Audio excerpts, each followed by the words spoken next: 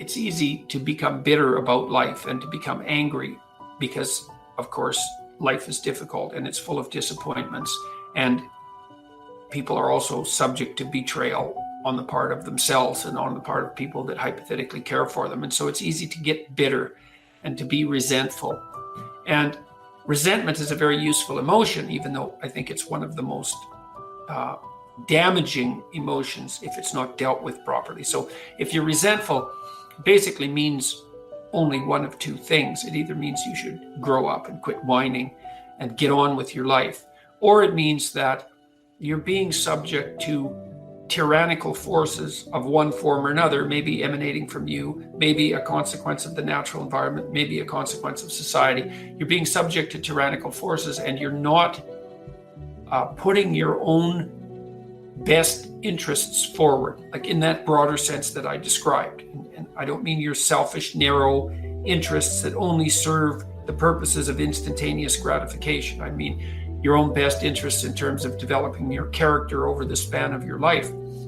If you're resentful, it either means that you're immature and that you should grow the hell up. And so you need to figure out how much of your resentment is that, and maybe allied with the desire to find other things or people to blame. But the other possible option is that you have something to say or do, right? Because you're in a situation where you're violating your own internal ethical standards and you're being required, pressured, let's say things you don't believe or to do things that you believe to be wrong. And you need to start to strategize and plan how you can rectify that so that you can say what you mean. Like if you're negotiating with a marital partner, for example, and there are issues in your marriage that aren't making you happy, well, the first thing is you have to take note of that, right? To see that you're actually unhappy.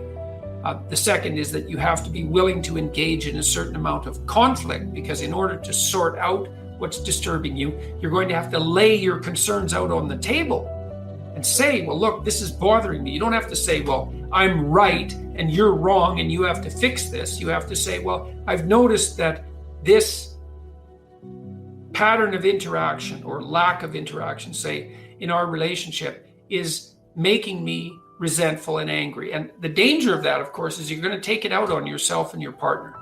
The danger is passive aggressiveness. You know, you're not going to respond to your partner positively when they do something good if you're resentful about them. And you're not going to respond to yourself properly. And so you have to lay it out on the table, but sort of in a spirit of ignorant humility. It's like, look, I'm frustrated. I'm feeling this way about our relationship. Here's what I think might be going wrong, maybe on my part and maybe on your part. And here's what I envision as a possible solution. That's also really necessary if you're going to say what you have to say, which is to manifest yourself properly in the world. Is you can't just complain about what's wrong. You have to think, well, what would my minimal preconditions for satisfaction be? You have to offer that to the person that you're negotiating with. And so then you learn to abide by the truth to the degree that you can do that. And no one does it perfectly, you know, but it's very useful because you're not storing up a whole sequence of memories about how you were unfairly treated and abused and betrayed.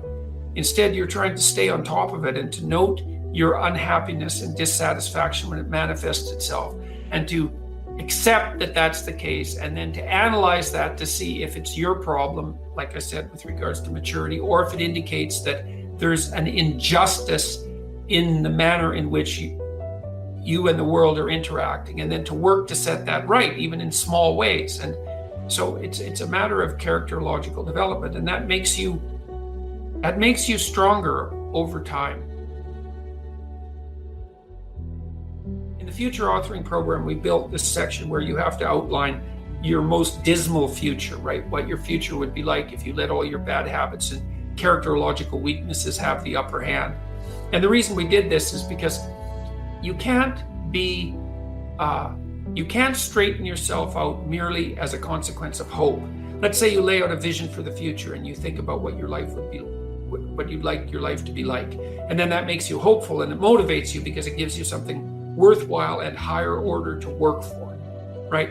And that's useful. That's positive emotion working for you, because positive emotion is experienced in relationship to goals. But it's not as useful as also being chased by something you're terrified by.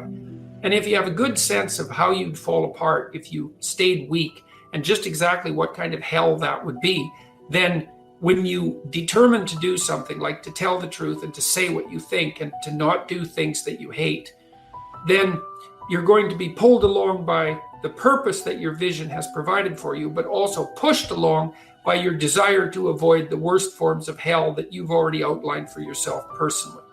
And that can also help you be brave enough to stand up in a situation that would require conflict, because if you have something to say and you have something to negotiate about with someone, then there's going to be a certain amount of conflictual dialogue that accompanies that, right?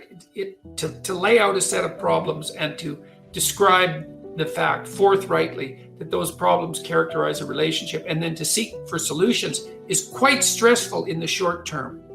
And it's really easy to avoid. And so people avoid it all the time. And then they store up grievances across the span of their relationships. And eventually the grievances mount to the point where they return in monstrous form and just eat everything up. That's where you get divorces, or that's where you explode at your boss and end up fired, or that's where you develop high blood pressure over 15 years because you can't stand all the accumulated monsters in your closet, and then you drink yourself into oblivion because you can't stand your life.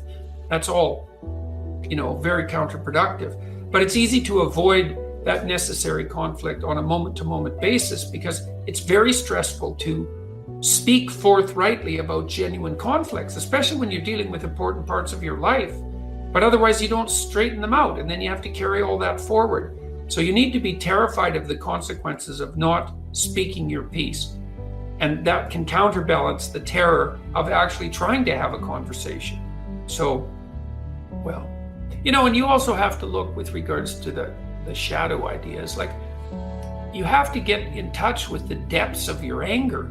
Lots of people are resentful about all sorts of things. They're resentful about, women, and they're resentful about men, and they're resentful about the patriarchy, and they're resentful about the left wing, and they're resentful about the right wing, and they're resentful about politicians, and they're resentful about the cataclysmic force of nature and its ability to make people sick and suffer, and they're resentful about their own inadequacies and about their bad parenting, and God, the list is just bloody endless, and that can make you very, very angry. That's part of that resentment. And cynical and bitter and dark and full of fantasies about destruction and the desire to bring things down and the wish that everyone else suffered and the desire to shake your fist at God. And all of that's really dark. Jung said, the human shadow extends all the way down to hell. And he really meant that, because all the terrible things that people are motivated to do are associated with that shadow domain. And none of you are saints in any likelihood. You have a terrible capacity for destructiveness. And when you start to consult your resentment and to see how angry you are, it can terrify you to see the depths of that anger. Sometimes that'll manifest itself in very destructive fantasies, which you might not want to become conscious of because they're so brutal, let's say, and so aggressive that you can't even believe that you generate them, the nice person that's you. So it's quite frightening to open that door and see all that, and that also associates you with the entire dark shadow of mankind, right? The satanic element of the human character. But it opens the door to understanding as well, to understanding how people can do terrible things, because you can see yourself as one of the people who can do terrible things. That's really useful, because then maybe you start to be motivated to be the sort of person who wouldn't do terrible things. It also is in perverse sense, it's also a discovery of your own strength, though, because, if you have that desire for aggression, that desire for destruction, and that ability to fantasize in that aggressive manner, it also means that you can incorporate some of that into your speech and into your actions so that you're a lot more immovable, right? And a lot more of a force to contend with. It can give you some respect for yourself when you realize that you're a force of destruction. as well as creation. And then you're also more likely to treat yourself with a bit more intelligent caution, to know that part of you is a ticking bomb in some sense that can go off. And so you tread a bit more lightly around yourself, and maybe you encourage people to tread a bit more lightly around you as well, which isn't such a bad thing. And all the people that I really admire, that I know, have a clearly dangerous side, and you don't want to have that activated any more than necessary. But it's also what makes them respectable and strong, especially if they have that under control. So, that's a bit of a dialogue about shadow integration. It's a very challenging undertaking, to pull in that dark side of your character. And that would be all the things that you've repressed or failed to develop as a consequence of trying to be a harmless and, let's say a harmless citizen who looks virtuous on the surface. That's the Jungian persona. And you need that because everybody needs a mask that they wear in public, like a suit, so that we can tolerate seeing each other on the street. We don't have to look right into our depths every time we interact. We need that persona, but that has to be transcended. And the way to transcend that is to integrate the darker parts of the character.